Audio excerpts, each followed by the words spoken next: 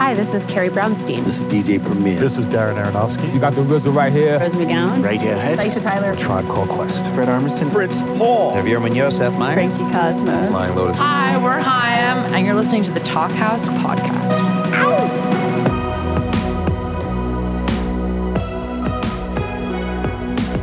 Hello and welcome to the Talkhouse Podcast. I'm Josh Modell. On this week's episode, we've got an interesting pairing. Two guys that hadn't met before and who come from different parts of the arts world, but who are both pretty damn great at their jobs. It's Bill Callahan and Michael Imperioli.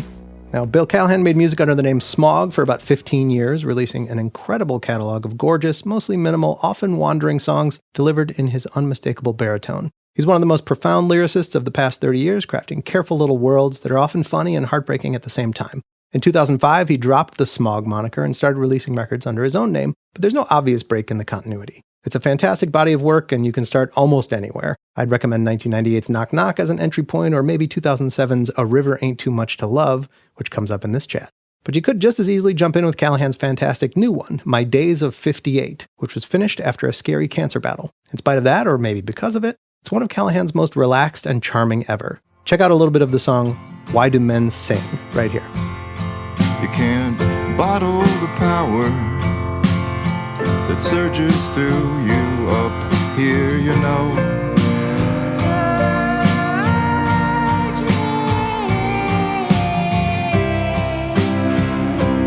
Today's other guest is instantly recognizable to fans of The Sopranos as Christopher Moltisanti, a tragic character that surely wouldn't have been nearly as indelible without Michael Imperioli's genius-level portrayal.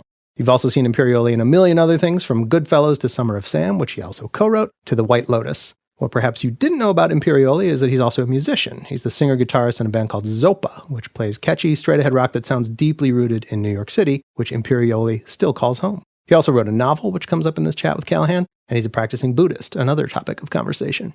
Now, even though Callahan and Imperioli didn't know each other, they were clearly fans of each other's work. In this chill chat, Michael tells Bill about the exact moment he first heard one of his songs. They also get into Bill's health scare and how it inspired his new record, Michael's kids and what they're up to, and there's a lot of talk about Lou Reed, a guy that inspired them both. Enjoy.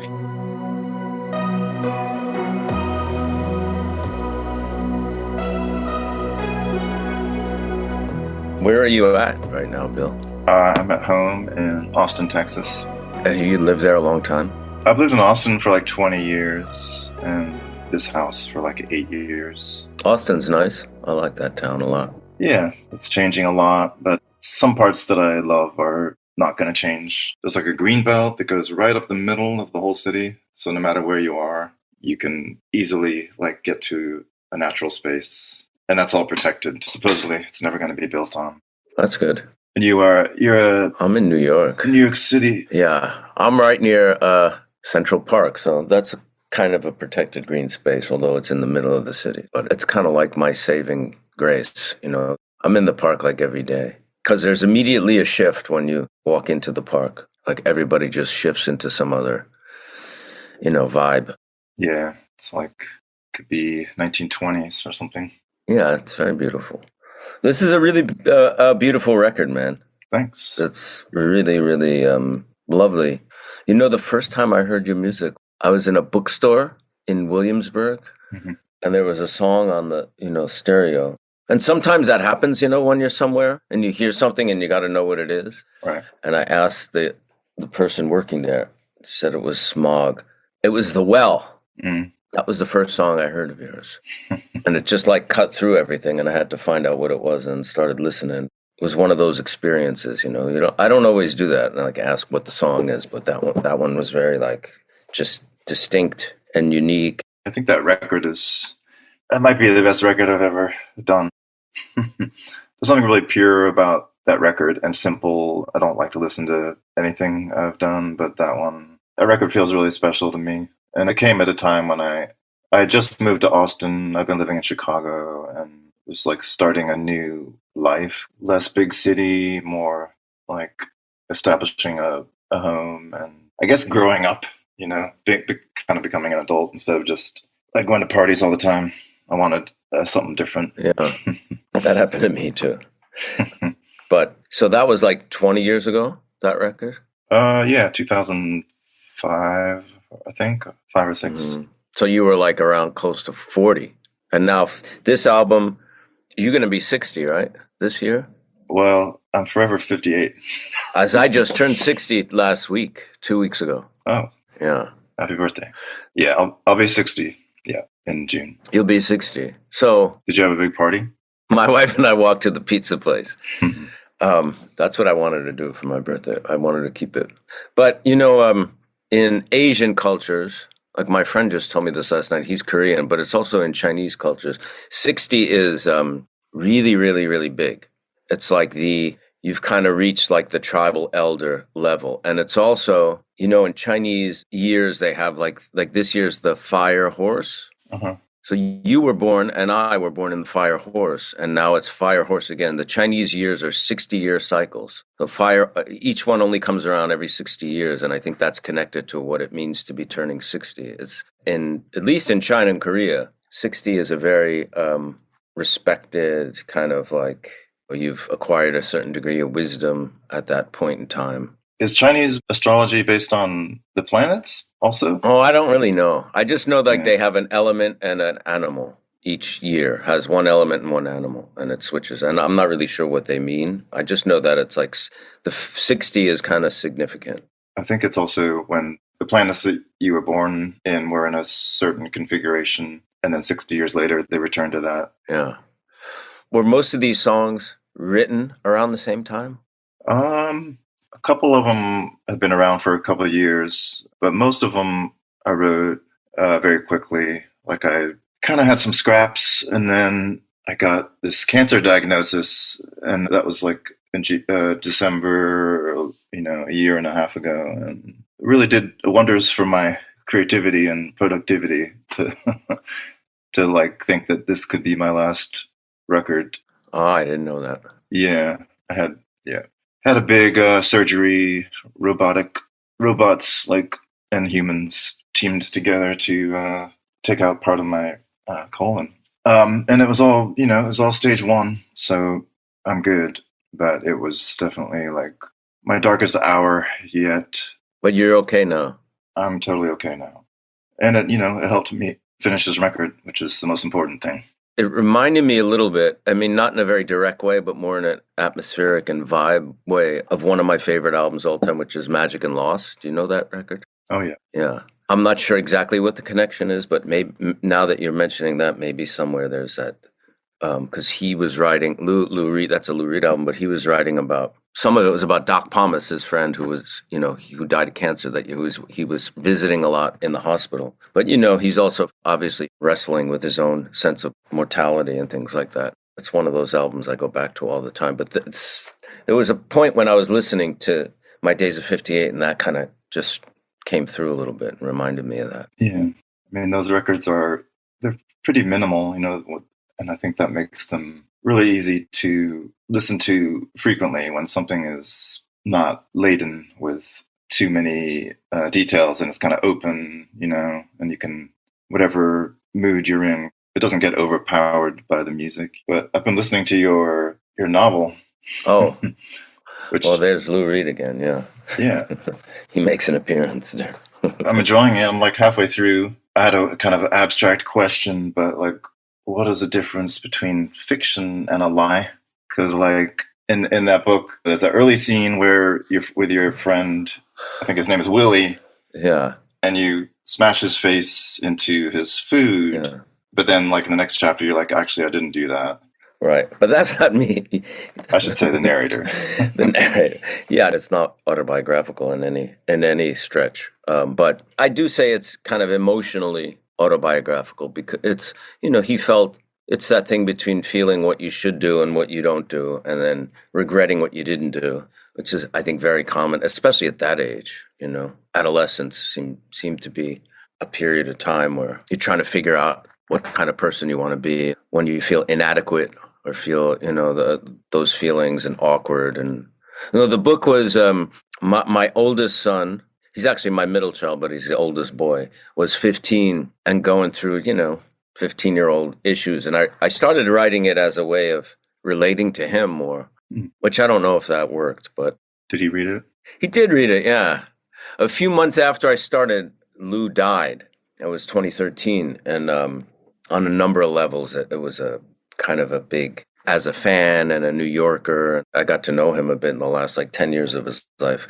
And then I kind of had that idea of putting him into the book. But it really was about feelings that I had when I was that age. And, I feel like, I have a lot of regrets, like things I should have done, like if I'd only done this, and things I'm even doing now. It's like, why didn't I start this like 40 years ago? I feel like as you get older, like my goal is just like not to have regrets, but yeah, there's so many that I had from when I was younger that, I mean, you never know if maybe that made me who I am or not, but, it would be nice to, I guess, do you believe in reincarnation? Well, I'm a Buddhist, so that's absolutely part of the view of Buddhism.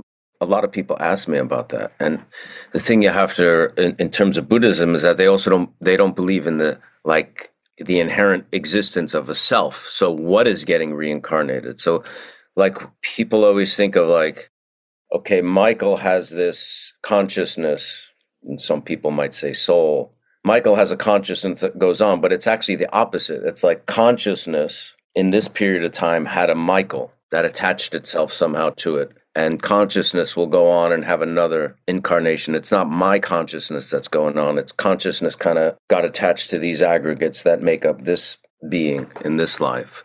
So the way I've tried to see it is like consciousness is kind of like the fabric of the universe or something. And this physical kind of thing gets attached to it, and we'll get another physical thing will get attached to it maybe in the future. And enlightenment is kind of, I guess, when someone really fully realizes that, not just intellectually, but like lives from that point of view and understands that in every waking moment, I guess. So Buddhist teachings really, regret is something, you understand your mistakes and you learn from it and move on. Like there's this story about these two monks, and they come to this river, and there's a woman who's trying to cross the river. So one of the monks carries the woman across the river, and monks aren't supposed to touch women, right? He drops the woman off, and the two monks keep going. And like half hour later, the other monk says, you touched a woman. It's not allowed. Why did you do that? How could you do that? And the other monk said, are you still living 1/2 hour ago in the past? And you should be living in the moment and moving on. So easier said than done, of course. I have believed in reincarnation, but someone has a theory that like instead of lives, successive lives, like all of our lives are happening at once, that like really got into my head of, rather than looking at, life as a progression of, but if it's all happening at once, I'm still trying to wrap my head around the idea that, there's no past and there's no future. I'm really trying to understand that right now, because people say, well, you can't go back to the past. You can't go yesterday, but you can go back. I mean, it did exist because you experienced it. You can't go back there, but I have a memory of it. Yeah, I mean, I've heard those theories too. And like even from physicists that say that the past and present and future are all happening at the same time. That somehow our brain doesn't, it's hard for it to compute that and understand that, I guess. Because we're just used to processing things in terms of past and present and future, right? Past being over, future not happening. Yeah. I don't know.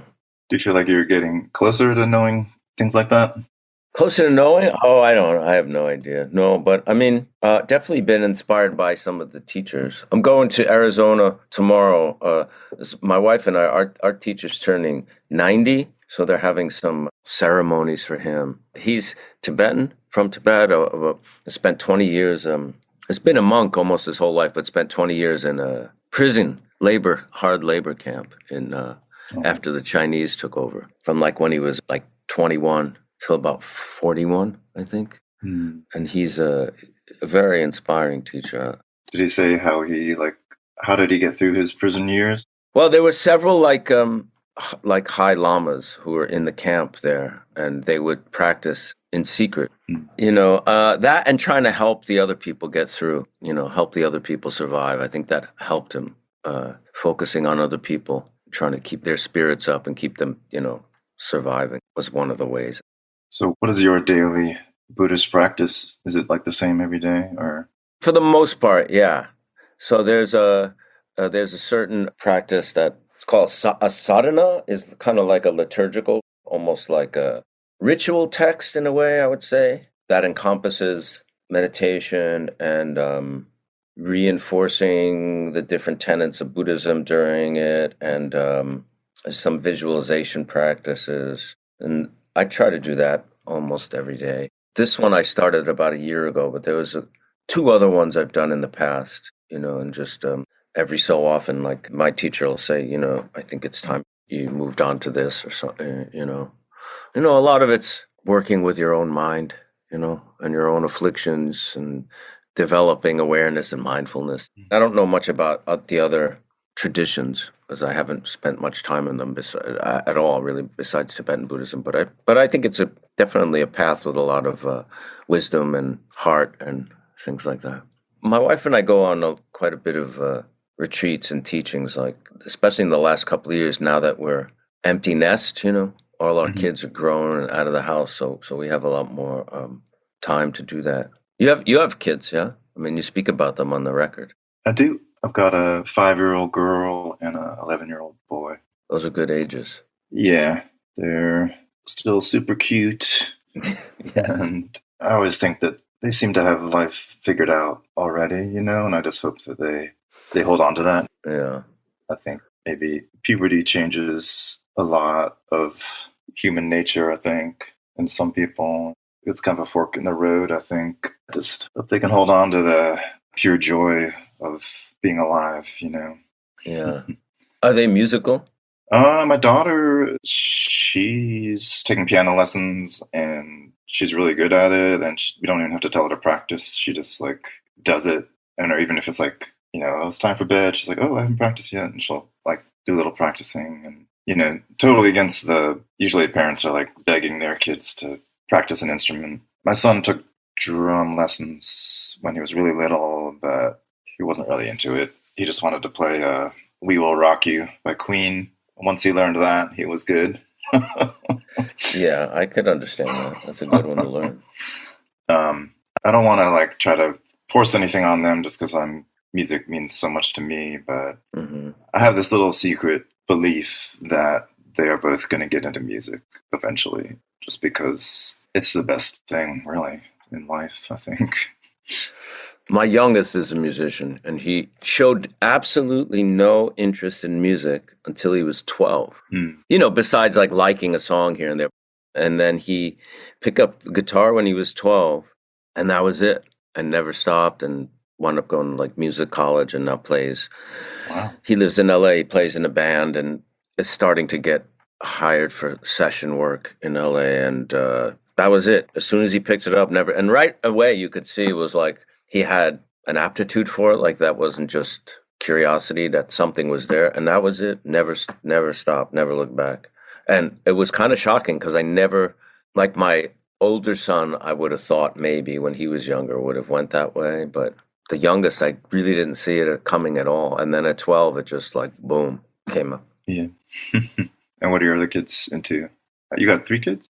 Yeah, so David is a guitar player, and my middle son is 28. He's a chef in Brooklyn. He's getting married this year. And then my daughter, she does lights and video projection for events, nightclubs, bands. 2 nights ago, she's a production manager sometimes. She did production manager for Robert Plant at Cathedral St. John the Divine. Right. She got us in there to see it, which was really nice. But she tours sometimes with a jazz guy named Pat Metheny. I don't know if you know him at all. Yeah. She tours with him sometimes and does his lights. Is she worried about AI replacing her? I don't know. I think she kind of really likes working with new technologies and stuff like that. I don't think she's really that worried about it. She seems to be okay. I don't know. I guess you got to worry about those things. Yeah. There's fake actors out there who aren't even real. Yeah. There's real actors who are fake and too, so I don't know. I guess so. Yeah, man. Have you gone on to ChatGPT and said, write me a Smog song? Have you ever done that? They'll print out fake lyrics that are kind of loosely inspired by your stuff. It's very weird, and they'll suck. Yeah. Basically, they'll write a version of your music that sucks. It's because it's a plagiarism tool. You know what I mean? It processes stuff that's already there into something else. Yeah. It doesn't have the soul. That's the thing that's missing, obviously. There's no way a machine can. I mean, it's all about like the struggle, right? You listen to like Led Zeppelin, and you can hear the years of the practice that they've all done, and you can hear the fragility almost, even though it's really powerful. But you can hear like how it's just a tiny little hair away from just collapsing if anyone fucks it up. All that, just a human struggle that is what makes art interesting. We're not looking for perfection. No. Or formula. No way. A friend of mine, he's like, write something in a Bill Callahan voice, and it didn't even make any sense. Yeah, because like what you're saying about Led Zeppelin, and even like, I remember there was this interview not to keep harping on Lou Reed, but this interview, and one of his favorite songs is Danger Bird by Neil Young. Oh, yeah. I think that's on the Zuma album. Zuma, yeah. And he particularly loves the solos in that song, which are, kind of what Neil Young solo, what you'd expect. And he's like, you could just tell that he bled for those notes, It's not just the technical proficiency of it or whatever, or the sonic proficiency. You could just feel the soul in the notes that he's playing, or Lou felt it when he, heard that song, and a machine can't do that. Yeah. Pain and love. Yeah. But I don't know, like, why do people think this is what we need? I think they've been convinced that by the people who are selling it. They're selling it and making a lot of money, obviously. And nobody's going to pay money to go see an AI in a club, right? You go to a club to watch live music, to see somebody, perform and be in the moment on stage and creating in the moment on stage. Yeah. I wonder, even like self-driving cars, I used to kind of fantasize like how nice it would be to go to the airport and not have to talk to the driver and stuff, But then, like, when it's actually here, and I just hate it. Like, I want to throw a brick at a self. You probably don't have them in New York yet, but in Austin, there's these like the Waymo self-driving cabs. Yeah. And Miami has them too. They make me feel a hate, and I don't really understand it. I guess it's just like the dehumanization of life, Yeah. Even that, a simple thing like being driven somewhere, like I still want a human involved, even though they're operating a machine. Yeah, and you can't reason with a machine. It's like you're completely at its mercy in a way. Yeah. If that thing starts to glitch or fuck up and you're in the back of it, there's very little you can do. I haven't been in one of those things. I've seen them going down the street. It's very strange, really strange. The back windows are always super tinted, so you can't even see if there's anyone in there, in the back.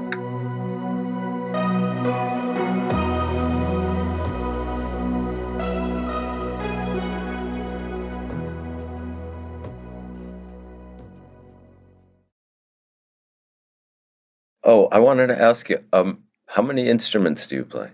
None really. I barely can play guitar. So on this album, you're playing only guitar and singing. And I play a little synthesizer. Who else is on the record? Kinsey is my guitarist. I've been playing with him since Apocalypse. And then Jim White of Dirty Three is drumming. And Dustin. Oh, Jim plays drums on this record? Yeah. He's great. Warren is a friend of mine, Ellis. He's a buddy.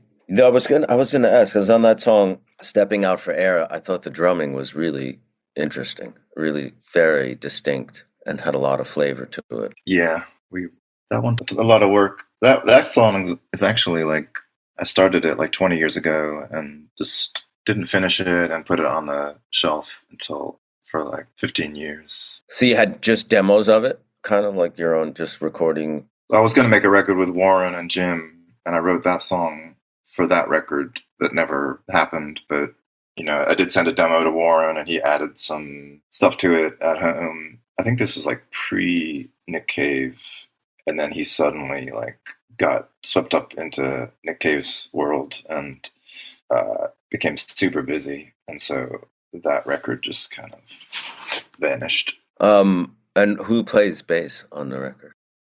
This local guy, Chris Reland. I just saw him playing with somebody at a club here, and I just liked his touch, you know, like the way he played notes was really nice. And bass to me is like the most mysterious instrument. I'm not even ever really sure like exactly what it's supposed to do, or like when I'm getting a song together with a band, you know, I usually have an opinion on what everyone's playing, you know, drums, guitar, and the bass. I'm like, I don't know, man, just like play something. It's just such a mysterious ingredient in music, and I don't really understand it. I go through these periods where like I should learn how to play bass, and yesterday was one of them where I got very excited about bass, and I started playing, and I was like, when I got in bed last night, I was like, I wish I could play my bass in bed tonight. So I'm trying to figure it out, because it seems like there aren't any rules to it. Like you can play something really basic, Right. but you can also just do whatever you want. You could play something basic and just have the foundational rhythm, or you could do something really melodic and still have the rhythm happening. It's very mysterious. I know what you're saying. And there's big variations in tone from bass as well, you know, depending on who's playing it and how they're playing it and what they're playing. Yeah, and you can mix it to be subliminal or like right on top, the driving force. You make records too, right? I have, yeah, a trio that I've been playing with for almost 20 years, actually. The bass player, he's just a really good creative force as well.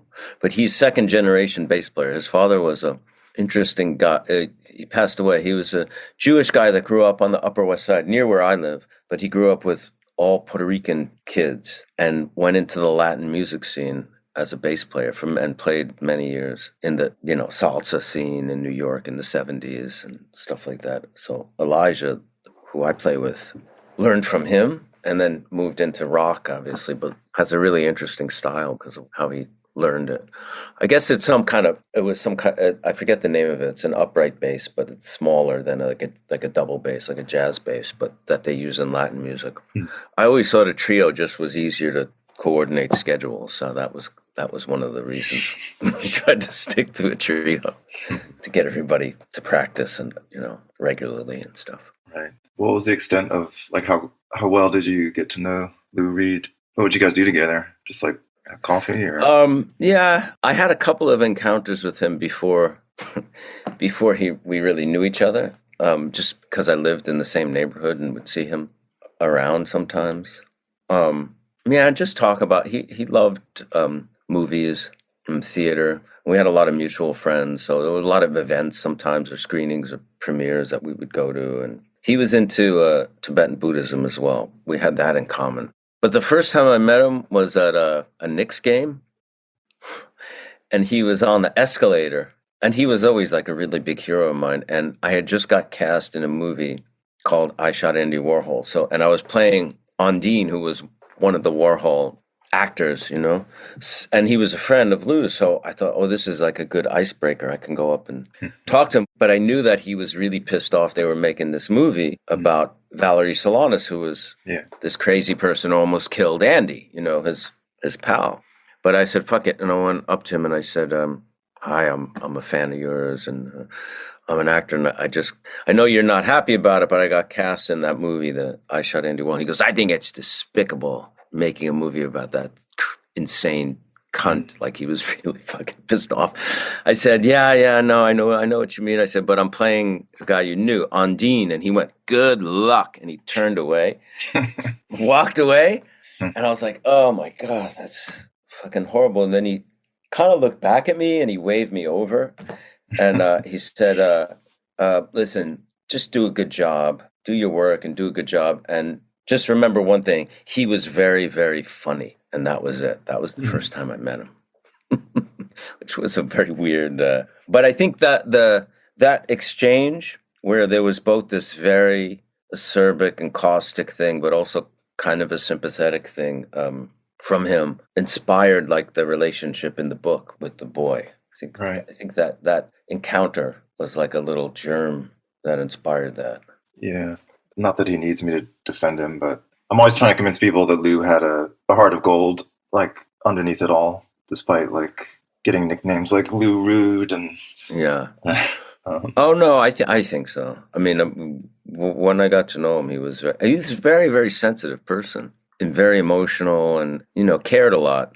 And a lot of that rudeness and whatever was armor, I think, against the world. He had a very strange adolescence, and he was put away in a psychiatric hospital, had shock treatments because he, had homosexual feelings or whatever, however he said it or came out to some degree to his parents. And they, at that time in the 50s, I guess, that wasn't uncommon. I don't know. They put him in a psych ward for that. Yeah. Shock treatment. He had electroshock treatment and I think that's where the title Transformer came from. Oh, wow. It's not like, I thought it was about like transforming from woman to man. It is also, but it's also the transformer of feeling like I think I heard that, and I don't remember where, but that kind of made sense. That part of it was related to that experience. And so is the song Kill Your Sons. That's what that's about, I think. Oh, wow. And he was really into amps. I wonder if that was his way of regaining control of the shock treatment, was like, I'm going to get like the best guitar amp. And he was obsessed with all kinds of amps and effects things. Do you know the Westbeth building in New York? No. So the Westbeth is the Bell Laboratories. It's a big hulk of a building in the West Village. That was Bell Laboratories. And then it became, I don't know what year, maybe the 60s, artists' housing. So low fixed rent or whatever, rent control, rent stabilized for artists. Like Diane Arbus lived there. And I think Bob Gruen, the rock photographer, lives there. Well, I know he lives there, but there were some other famous artists that lived there. Anyway, Luz kept his equipment there, had an apartment there where he just kept equipment and would test equipment there. And it was above or below Bob Gruen's apartment. And I think it was a source of a lot of conflict or something, because sometimes it would sound like a jet airplane was about to take off and would shake everything. But really interested in that, in sound, and technology regarding sound. Do you see that thing? His guitar tech recently got all of his amps out. I did see that in public, and leaned all of his guitars up against all of his amps and made like a feedback. I saw that on Instagram. Yeah, that was really cool. Yeah. Yeah. I like his guitar playing. I think he's actually underrated as a guitar player, and his soloing, when he did it, I thought was always really interesting too. Yeah. And the rhythm guitar playing on the Velvet stuff, I know. It's crazy. Yeah. Really good. Are you going to tour for this record? Yeah. I did a record store tour in Europe, and then I did one on the East Coast a few weeks ago. But I'm going to do a band tour in a few weeks, actually. Where are you going to go? U.S.? Yeah, the first part is East Coast and over to Chicago. I'm excited to, it's like the songs are one thing on a record, but then once you start playing them out, they kind of become something else that is like their final necessary. I don't know. Maybe it's kind of like going through puberty is when they get to play live. Yeah, they kind of come to a different fruition. Yeah. Do you play music just like on your own too, in your house? Or? Sometimes. My son made an electric guitar that for some reason that's the one that I don't plug it in, but I just play it. Like that's the one I go to more than anything for some reason. I don't know. It's not even necessarily because he made it. I just like it. He made it like from parts, or he made it from when he was a teenager. He hewed the wood, except for the neck. Wow. Yeah, he hewed the wood of the body. Yeah. The neck he used from a shitty Fender Squier. He took the neck, but everything else he, routed out, whatever, and put the pickups and all that shit. But the body he made himself, and something about it sounds. If you record it on like your phone, it almost sounds like an acoustic guitar. What's your go-to guitar? It's a new one a new model, a Harmony Juno. There's an old company, Harmony, that started making some new models, and kind of like for my whole career, there's like Stratocasters and Telecasters and SGs. Those are the big boys, that you always feel like you have to choose one of those. But I always feel like their own, Hendrix owns the Strat, and Angus Young owns the SG, and Merle Haggard owns the Telecaster. And you can hear those people who've come before you when you play this certain kind of guitar. So I really wanted something that had no attachments to it. And I found this guitar that is new, and it has its own sound that doesn't sound like any of those guitars, and that immediately became my guitar. What's the shape closest to, kind of? It's kind of like a Les Paul Jr., I think. Uh-huh. I've got it right here if you want to see it. Let me get it. Oh, yeah, like a Les Paul Jr. Very much like it. Do you use a lot of pedals? I've never really figured out how to use them as more than a toy, but delay finally started making sense to me a few years ago, and how I can. It's actually really important. You know, musicians say like, "Oh, I disappeared on stage and I became the music." You know, I've felt little bits of that in my life, but playing with delay, you know, it makes an echo, so you're only hitting the string once, and then after that, it's doing it itself. And for some reason, that put me like in this hypnotic state where, because I wasn't playing it, you know, people say, like they say, the instrument was playing itself. And the delay I found is a way to actually achieve that without being a virtuoso. I had some really good solo shows where I was using the delay, and also I was playing a hi-hat with my left foot and like a kick drum with my right. Wow. Do you do that often? Play the hi-hat and the kick when you're solo? I just started maybe 2 years ago because my wife insists that solo shows are boring. And she really loves Bob Dylan. And I was like, what if Bob Dylan was playing solo? Would you go see that? And she was like, maybe. So she really believes that solo shows are boring. So I had this tour coming up, and I really respect my wife's opinion on lots of things, and especially music. And I was playing these kind of big shows, big venues in Europe solo. So I was kind of like, how am I going to fill that space with my boring solo music? And how am I going to... And then I had a drum kit set up, and I just like, shit, I can play that hi-hat. That was the day before I was going to go on tour. The day before? You just added that? Yeah. That's crazy. It's just tapping your foot. It's not that But it wasn't hard. something you've done a lot of before? No. That's amazing. I would think it would be like a whole adjustment and hours and hours of practicing to coordinate that. That's pretty amazing. Yeah. But the whole show is electric guitar. You don't do acoustic when you play those shows. What amp do you use? If I'm on tour, it's often just a rental. I never really put much thought into this until recently. My friend Jerry DeSica, who's a songwriter, and I would bring him as support on tour, and he's a very close listener. He's produced records, and he was like, your amp is too big. It's taking up too much bass frequencies, and it's like stepping on your voice. I was like, I never thought of that. So I changed the shows. I was like, okay, give me a smaller amp for the rest of the shows. And it really worked to just have a much smaller guitar sound, and my voice could be the dominant thing. That's really cool. Yeah. You know, it's amazing that I've been doing this for 30 plus years, and then I get this revelation that I should be using a smaller amp, 30 years into my career. Better late than never, but... Yeah, that's pretty wild. All right. It's great to meet you. It's nice to meet you, man. I hope to come see you when you're in New York or something like that. You're going to be in New York on the next tour? Yeah, in like 3 or 4 weeks at the Knockdown Center.